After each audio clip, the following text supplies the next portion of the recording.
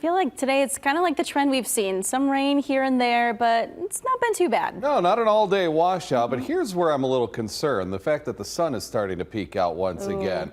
And when you have this warmth and humidity, you see the sun peek out, and that's kind of an ominous proposition that is destabilizing the atmosphere a little bit more. And so it is fostering an environment that's rather rich for maybe some new storms to develop. Let's show you outside right now, and you can clearly see the sunshine through the eyes of our Eldridge Roofing River Cam. You can also see the well-defined cumulus clouds to the north, indicative of the first line of showers and thunderstorms that moved very briefly through the region. High temperatures today made their way into the lower and middle 80s, so temperatures down yesterday versus today, still above normal, but humidity has come up yesterday versus today as the dew points are in the mid 60s at worst, lower 70s mid 60s at best, lower 70s at worst. And so whenever it gets above 70 degrees, that's when it feels downright oppressive out there. And that also means that any storms that do form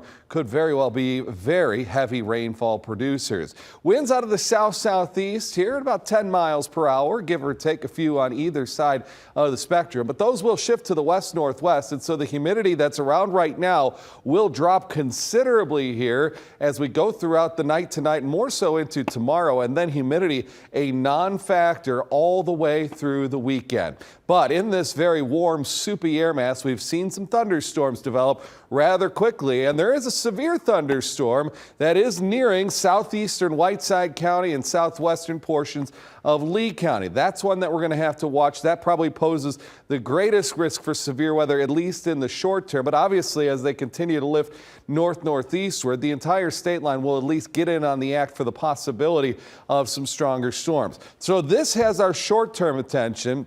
This will be our focus for another chance for showers and thunderstorms later tonight with the cold front passing through. These too are on the severe side out across portions of Minnesota and into north central portions of Iowa. That's where the greatest risk for severe weather is found here today.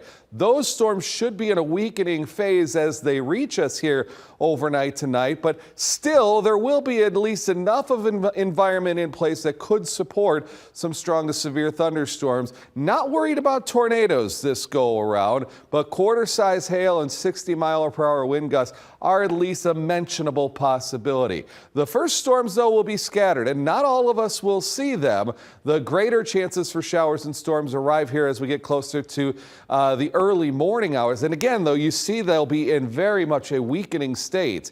As we go into our Wednesday, we'll start off with clouds, but we should quickly turn sunny for the afternoon. You'll notice the winds out of the west-northwest, meaning the humidity takes a substantial break. Might see a sprinkle here during the evening or overnight hours as another little weak cold front moves through the region. Not concerned about those. Then it's sunshine. That will be a prevailing theme in our weather for the next several days. We'll take that into Friday, and by all accounts, all signs point to this sticking around through the weekend as well. 7-day forecast for us has a high of 82 tomorrow. That will be by far the warmest day of the next 7. Then a string of 70s here from Thursday all the way through Tuesday. We'll contend with a little bit of a breeze here on Thursday and to a lesser extent Friday and Saturday, but very pleasant temperatures, very seasonable early June temperatures that take us straight in through Tuesday.